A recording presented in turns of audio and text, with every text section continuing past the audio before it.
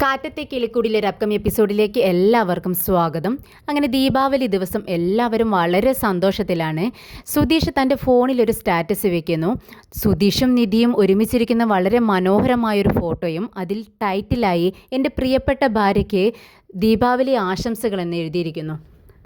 Status വെച്ചതിന് ശേഷം സുധീഷ് വളരെ സന്തോഷത്തോടു കൂടി നികേഷിൻ്റെയും ഹാരീഷിൻ്റെയും അടുത്തേക്ക് ചെല്ലുകയാണ്.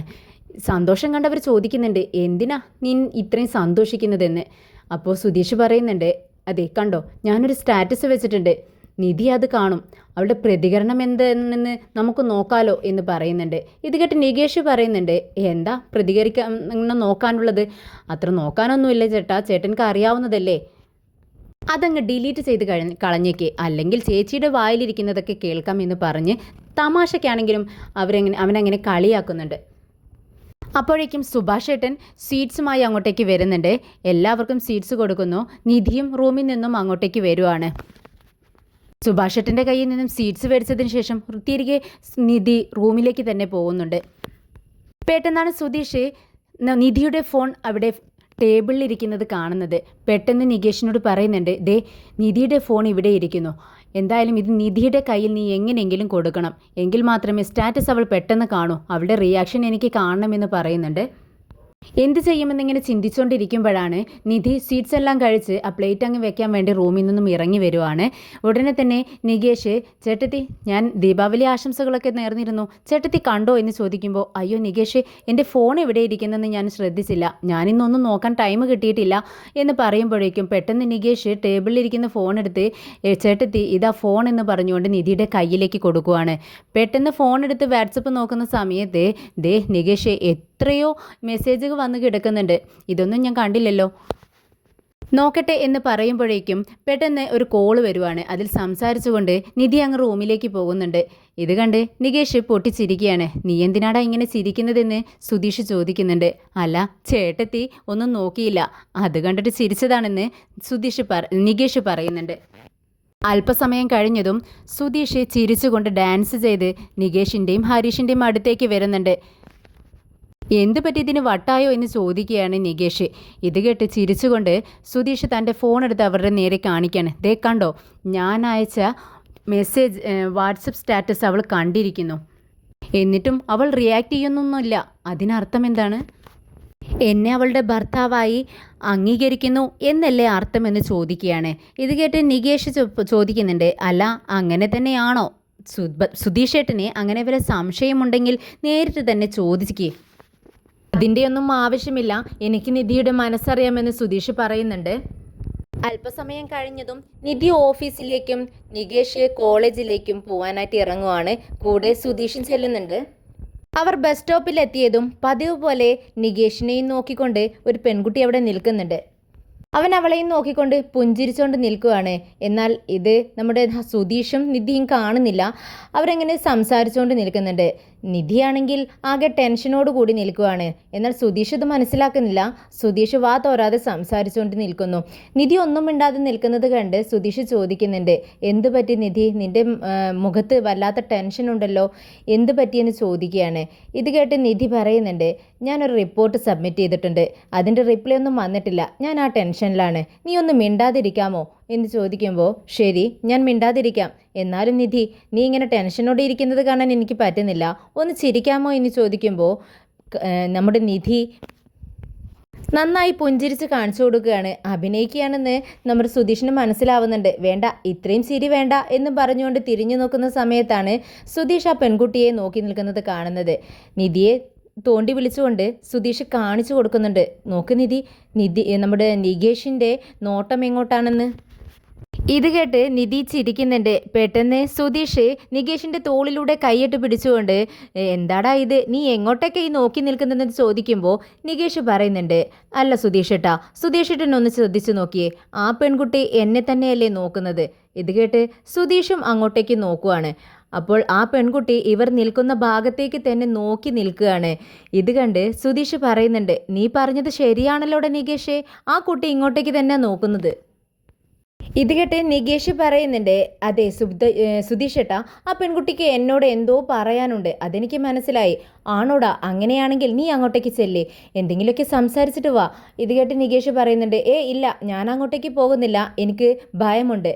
ഇത് കേട്ട് സുധീഷ് പറയുന്നുണ്ട്, എന്തിനാടാ ഭയക്കുന്നത്? ധൈര്യത്തോടെ ആ പെൺകുട്ടിയോട് സംസാരിച്ചിട്ട് വാ. സുധീഷ് ഇങ്ങനെ നിർബന്ധിക്കുന്നത് കണ്ട് നിധി പറയുന്നുണ്ട്, എന്തിനാ സുധീഷ് അവനെ നിർബന്ധിക്കുന്നത്? അവൻ ഒന്ന് ആലോചിക്കുന്നത് കണ്ടില്ലേ? അവനൊരു തീരുമാനമെടുത്ത് അങ്ങോട്ടേക്ക് ചെന്ന് സംസാരിച്ചോളൂ, നീ മിണ്ടാതിരിക്കുമെന്ന് പറയുന്നുണ്ട്. അവൻ പറഞ്ഞത് കേട്ടില്ലേ? ആ കുട്ടിക്ക് ഇവനോട് എന്തോ പറയാനുണ്ടെന്ന് അവനക്ക് മനസ്സിലായി. എന്നാൽ അവൻ തന്നെ ചെന്ന് സംസാരിക്കട്ടെ, എന്താ കാര്യമെന്ന് അറിയാമല്ലോ. നികേഷേ, നീ ആ കുട്ടിയോട് സംസാരിക്കുന്നതിനിടയിൽ അവളുടെ നമ്പർ മേടിക്കാൻ മറക്കണ്ട. ഇടയ്ക്കും തലയ്ക്കൊക്കെ ഇങ്ങനെ സംസാരിച്ചു കഴിഞ്ഞാൽ ലവ് മുന്നോട്ട് കൊണ്ടുപോകാമല്ലോ, അത് നീ ശ്രദ്ധിക്കണമെന്ന് പറയുന്നുണ്ട്. അങ്ങനെ നികേഷ് മടിച്ചിട്ടാണെങ്കിലും പതിയെ പതിയെ പെൺകുട്ടിയുടെ അടുത്തേക്ക് നടന്നു ചെല്ലുന്നുണ്ട്. നികേഷ് ആ പെൺകുട്ടിയോട് ഹലോ എന്ന് പറയുമ്പോൾ തിരിച്ച് ആ പെൺകുട്ടിയും ഹലോ എന്ന് പറയുന്നുണ്ട്.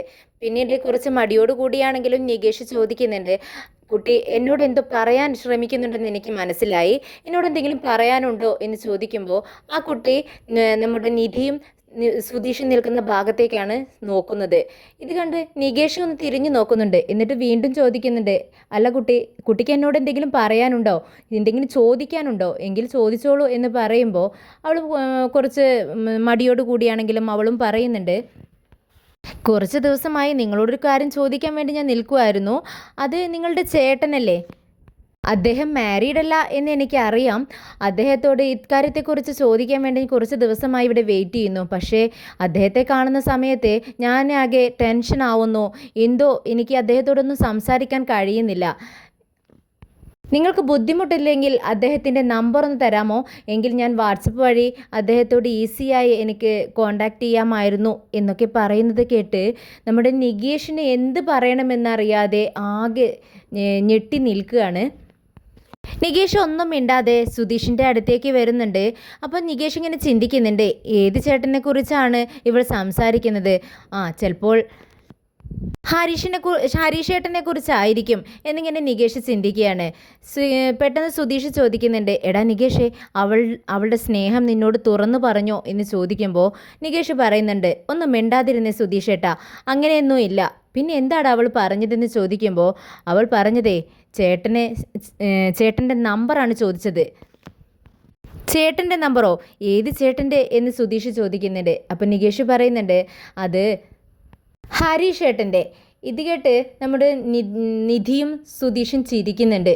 എന്തിനാ നിങ്ങളിങ്ങനെ ചിരിക്കുന്നതെന്ന് ചോദിക്കുമ്പോൾ, അല്ല, അവൻ്റെ നമ്പറാണോ ചോദിച്ചത്? അതെ. ആ കുട്ടി നോക്കുന്ന സമയത്ത് നമ്മുടെ ഹരീഷ് ഏട്ടൻ ബിസിയാണെന്ന് തോന്നുന്നു, അതുകൊണ്ട് നമ്പർ മേടിച്ചു കൊടുക്കാൻ വേണ്ടി പറഞ്ഞു എന്ന് പറഞ്ഞുകൊണ്ടിരിക്കുന്ന സമയത്ത് നിധി പെട്ടെന്ന് ഒരു ഓട്ടോ വരുന്നത് കാണുകയാണ്. അപ്പം നിധി പറയുന്നുണ്ട്, വാ, നമുക്ക് ബസ്സൊന്നും കാത്തു നിൽക്കണ്ട, പെട്ടെന്ന് ഈ ഓട്ടോയിൽ കയറി പോവാം, സമയം ഒരുപാടായി എന്നും പറഞ്ഞുകൊണ്ട് അവർ ആ ഓട്ടോയിൽ കയറി പോകുന്നുണ്ട്. വൈകുന്നേരം നികേഷ് കോളേജ് വിട്ട് വരുന്ന സമയത്ത് അതിലെ നമ്മുടെ സുധീഷ് ബൈക്ക് കൊണ്ട് വരുവാണ്. നികേഷിനെ കണ്ടതും വാടാ കയറി, ഞാൻ വീട്ടിലേക്കാണ്, നീ വാ എന്ന് പറഞ്ഞുകൊണ്ട് അവനെ കയറ്റിക്കൊണ്ട് പോകുന്നുണ്ട്. ഇടയ്ക്ക് വെച്ച് സുധീഷ് ചോദിക്കുന്നുണ്ട്, അല്ല, നമുക്ക് നമ്മുടെ ഹരീഷിനോട് ആ പെൺകുട്ടിയുടെ കാര്യം പറയണ്ടേ എന്ന് ചോദിക്കുമ്പോൾ നികേഷ് പറയുന്നുണ്ട്, വേണ്ട, അതൊന്നും വേണ്ട സുധീഷേട്ടാ.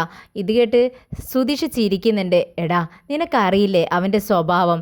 അവൻ്റെ സ്വഭാവം വെച്ച് അവൻ്റെ പിറകെ രണ്ടാമതൊരു പെൺകുട്ടി കൂടി നടക്കുന്നുണ്ടെന്ന് അറിയുമ്പോൾ അവൻ്റെ പ്രതികരണം എന്താണെന്ന് നമുക്ക് അറിയണമല്ലോ.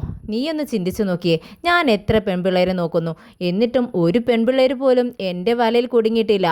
പിന്നെ എന്തിനു പറയുന്നു, ഞാൻ താലി കെട്ടിയ പെൺകുട്ടിയാണ് നിധി, അവൾ പോലും എന്നെ സ്നേഹിക്കുന്നില്ല. എന്നിട്ടാണ് നമ്മുടെ മുരടനായ ഹരീഷിൻ്റെ പിറകെ 2 പെൺകുട്ടികൾ നടക്കുന്നുണ്ട്. എന്നാലും നമുക്ക് പോകുന്ന വഴിയിൽ അവൻ്റെ ഷോപ്പിലൊന്ന് ഇറങ്ങി അവനോട് ഇക്കാര്യം ചോദിച്ചിട്ടും തന്നെ പോവാമെടാ എന്നും പറഞ്ഞുകൊണ്ട് നമ്മുടെ ഹരീഷിൻ്റെ ഷോപ്പിന് മുന്നിൽ വണ്ടി നിർത്തുകയാണ്. അപ്പോഴാണ് അവിടെ ഷോപ്പിനകത്ത് നമ്മുടെ ഹരീഷും നീതുവും സംസാരിച്ചുകൊണ്ടിരിക്കുന്നത്. അപ്പോൾ സുധീഷ് പറയുന്നുണ്ട്, എടാ, നിൻ്റെ ഹരീഷിന് ഇത് തന്നെയാണോടാ പണി? വേറെ പണിയൊന്നുമില്ലേ? ഇവൾ ഏതു നേരം നോക്കിയാലും ഈ കടയ്ക്ക് മുന്നിൽ ഉണ്ടാവുമല്ലോ എന്ന് പറയുമ്പോൾ അവർ രണ്ടുപേരും ചിരിക്കുന്നുണ്ട്. നീതുവിനെ കണ്ടതും നികേഷ് പറയുന്നുണ്ട്, സുധീഷേട്ടാ വേണ്ട, ആ പെൺകുട്ടിയുടെ കാര്യം ഇപ്പോൾ സംസാരിക്കണ്ട എന്ന് പറയുമ്പോൾ നീ വാടാ, അതൊക്കെ ഞാൻ സംസാരിച്ചോളാം എന്നും പറഞ്ഞുകൊണ്ട് നികേഷിനെയും കൂട്ടിക്കൊണ്ട് ഹരീഷിൻ്റെ കടയ്ക്ക് അകത്തേക്ക് കയറി ചെല്ലുന്നുണ്ട്. ഇവരെ കണ്ടതും ഹരീഷ് ആ വാ ഇരിക്കെ, നിങ്ങൾക്ക് ചായ പറയട്ടെ എന്ന് പറയുമ്പോൾ ഏയ് വേണ്ട എന്ന് പറഞ്ഞുകൊണ്ട് നീതുവിൻ്റെ മുഖത്തേക്ക് നോക്കുന്നുണ്ട് സുധീഷ്. നീതു ആണെങ്കിൽ വളരെ ദേഷ്യത്തോടു കൂടിയാണ് അവരുടെ മുഖത്തേക്ക് നോക്കുന്നത്. അപ്പോൾ സുധീഷ് ചോദിക്കുന്നുണ്ട്, അല്ല നിനക്ക് വേറെ പണിയൊന്നുമില്ലേ? നിങ്ങൾ രണ്ടുപേരും വഴക്കിട്ടെന്ന് കേട്ടു, എന്നിട്ടും നീ ഇവിടെ തന്നെയാണോ എന്ന് ചോദിക്കുമ്പോൾ നീതു പറയുന്നുണ്ട്, ഞങ്ങൾ വഴക്കടിക്കും, പക്ഷേ എന്നാലും ഉറങ്ങാൻ വേണ്ടി മാത്രമേ ഞാൻ എൻ്റെ വീട്ടിലേക്ക് പോകൂ, ബാക്കിയുള്ള സമയമൊക്കെ ഞാൻ ഇവിടെ തന്നെയാണ്. പിറ്റേ ദിവസം രാവിലെ എഴുന്നേറ്റതും ഞാൻ ഇങ്ങോട്ടേക്ക് തന്നെ വരും, എന്താ നിങ്ങൾക്ക് വല്ല കുഴപ്പവുമുണ്ടോ എന്ന് നീതി ചോദിക്കുമ്പോൾ അയ്യോ എനിക്ക് ഒരു കുഴപ്പവുമില്ല, നീ എന്ത് വേണമെങ്കിലും ചെയ്തോ എന്നിങ്ങനെ സുധീഷ് കൈകൂപ്പിക്കൊണ്ട് അവളോട് പറയുന്നുണ്ട്. പിന്നീട് സുധീഷ് പറയുന്നുണ്ട്, അതെ ഞാനൊരു കാര്യം പറയാനായിട്ടാണ് വന്നത്, എന്തായാലും പെട്ടെന്നത് പറഞ്ഞ് എനിക്ക് ഇവനെയും കൊണ്ട് വീട്ടിലേക്ക് പോകാനുള്ളതാണ്. പെട്ടെന്നാണ് ഹരീഷ് നികേഷിന്റെ മുഖത്തേക്ക് നോക്കുന്നത്. നികേഷ് വളരെ വിഷമത്തോടെ നിൽക്കുന്നത് കണ്ട് ഹരീഷ് ചോദിക്കുന്നുണ്ട്, അല്ല ഇവന്റെ മുഖം എന്താ ഇങ്ങനെ ഇരിക്കുന്നത്, ഇവനത് എന്ത് പറ്റി? അപ്പോൾ സുധീഷ് പറയുന്നുണ്ട്, അതിനെക്കുറിച്ച് സംസാരിക്കാൻ തന്നെ വേണ്ടിയാണ് ഞങ്ങൾ ഇവിടെ വന്നത്. നിനക്കറിയില്ലേ ആ ബസ് സ്റ്റോപ്പിൽ ഒരു പെൺകുട്ടി ഇവനെ തന്നെ നോക്കി നിൽക്കുന്ന കാര്യം? അവൻ എന്നോട് പറഞ്ഞിട്ടുണ്ട്, അതിനെന്താ പ്രശ്നം? ആ കുട്ടിയോട് സംസാരിച്ചോ എന്ന് ഹരീഷ് ചോദിക്കുന്നുണ്ട്. അതെ സംസാരിച്ചോ. ഇന്ന് ആ കുട്ടി ഇവനെ തന്നെ നോക്കി നിൽക്കുന്ന സമയത്ത് ഞാൻ അവനോട് ആ കുട്ടിയോട് സംസാരിക്കാൻ വേണ്ടി പറഞ്ഞു, ഇവൻ സംസാരിക്കുകയും ചെയ്തു. നിനക്കറിയോ ആ കുട്ടി ഇവനെയല്ല സ്നേഹിക്കുന്നത്, ആ കുട്ടി സ്നേഹിക്കുന്നത് നിന്നെയാണടാ എന്ന് പറയുമ്പോൾ പെട്ടെന്ന് അവൻ ഞെട്ടുന്നുണ്ട്. പേടിയോടുകൂടി നമ്മുടെ നീതുവിൻ്റെ മുഖത്തേക്ക് നോക്കുവാണ്.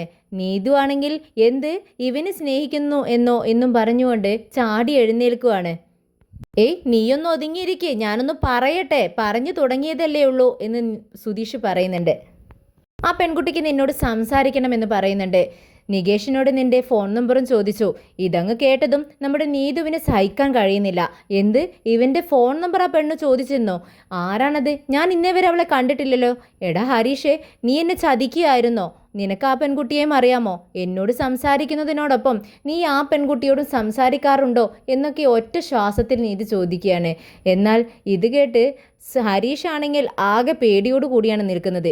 അല്ലെങ്കിൽ നമ്മുടെ നീതു എപ്പോഴും വഴക്കാണ്. ഇനി ഇതുകൂടി അറിഞ്ഞാൽ നീതു തെറ്റിപ്പോകുമെന്ന് സുധീഷിന് അറിയാമായിരുന്നു. അതുകൊണ്ട് തന്നെ ഹരീഷ് പറയുന്നുണ്ട്, നീതു ഞാൻ പറയുന്നതെന്ന് കേൾക്ക്. ഇവർ പറയുന്ന ഈ പെൺകുട്ടി ആരാണെന്ന് പോലും എനിക്ക് അറിയില്ല. ഞാൻ ആരോടും സംസാരിക്കാറുമില്ല. നീതുവിൻ്റെ ഈ ദേഷ്യവും ടെൻഷനും ഒക്കെ കണ്ടതുകൊണ്ട് തന്നെ സുധീഷ് വീണ്ടും പറയുന്നു, എടാ ഹരീഷേ, അവൾ നിന്നെ എവിടേക്കോ വെച്ച് കണ്ടിട്ടുണ്ട്. നിന്റെ ഈ ഒരു ടെൻഷനും ദേഷ്യമൊക്കെ കണ്ടതുകൊണ്ട് തന്നെ അവൾക്ക് നിന്നോട് സംസാരിക്കാനായിട്ട് വളരെ ഭയമുണ്ട്. അതുകൊണ്ടാണ് നികേഷിനോട് നിന്റെ ഫോൺ നമ്പർ ചോദിക്കുന്നത്. നിന്നോട് സംസാരിക്കാനെന്ന് പറഞ്ഞു. ഇത് കേട്ട് നീതു ഹരീഷിൻ്റെ മുഖത്തേക്ക് നോക്കുന്നുണ്ട്. അപ്പോൾ ഹരീഷ് പറയുന്നുണ്ട്, ഇല്ല നീതു, എനിക്ക് ആരാണെന്ന് അറിയില്ല, സത്യമായിട്ടും എനിക്ക് അറിയില്ല നീതു. സത്യം പറ ഹരീഷേ, നീ എന്നെ ചതിക്കുകയാണോ എന്ന് നീതു ചോദിക്കുന്നുണ്ട്. ഇല്ല നീതു, ഞാൻ നിന്നെ ചതിക്കുകയല്ല, ആ പെൺകുട്ടി ആരാണെന്ന് എനിക്ക് അറിയില്ല എന്ന് പറയുമ്പോൾ സുധീഷും പറയുന്നുണ്ട്, അതെ നീതു, നീ അവനോട് ദേഷ്യപ്പെടണ്ട, അവനിക്ക് ഈ കുട്ടിയെ അറിയില്ല. ഈ സ്റ്റോപ്പിൽ വെച്ച് പലപ്പോഴും ആ പെൺകുട്ടി ഇവനുമായി സംസാരിക്കണമെന്ന് ഉദ്ദേശിച്ച് നിൽക്കുന്ന കുട്ടിയാണ്. അതുകൊണ്ട് ഇവൻ ചെന്ന് സംസാരിച്ചു എന്നേ ഉള്ളൂ. അപ്പോഴാണ് കാര്യം പറഞ്ഞത്. എന്തായാലും ഇവർക്ക് തമ്മിൽ സംസാരിക്കാൻ വേണ്ടി ഫോൺ നമ്പർ ചോദിച്ചു എന്നുള്ളത് ശരിയാണ്. നീ എന്തിനാ ഇങ്ങനെ ടെൻഷൻ അടിക്കുന്നത്? കാണാൻ കൊള്ളാവുന്നൊരു പയ്യനായതുകൊണ്ടാണല്ലോ ആ കുട്ടിക്ക് സ്നേഹം തോന്നിയതെന്ന് പറയുമ്പോൾ അവൾ പൊട്ടിത്തെറിക്കുകയാണ്. ഞാൻ അവളെ കണ്ടാലുണ്ടല്ലോ, അവളെ ഞാൻ കൊല്ലുമെന്ന് പറയുമ്പോൾ ഹരീഷ് പറയുന്നുണ്ട്, എന്തിനാ നീ ഇങ്ങനെ ടെൻഷൻ ആവുന്നത് നീതു? നീയൊന്നും മിണ്ടാതിരിക്കേ. പിന്നെ ഞാൻ എന്താ പറയേണ്ടത്?